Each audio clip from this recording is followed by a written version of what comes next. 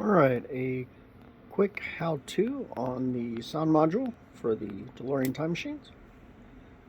This is the unit. It is fairly small, as you can see. It is powered by 12 volt. You have one ground wire. This is the connection to transfer audio files to the device. Power indicator. This is your volume input. These are sent with audio files preloaded. It is just a ground trigger for each one.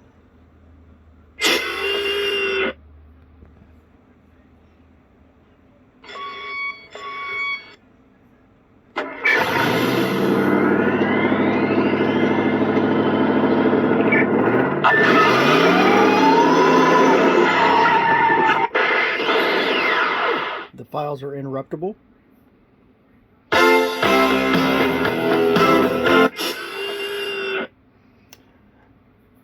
So that's it. Extremely simple, small, will fit into your car nicely in the clear box, under the dashboard, under the seat, wherever you want to put it.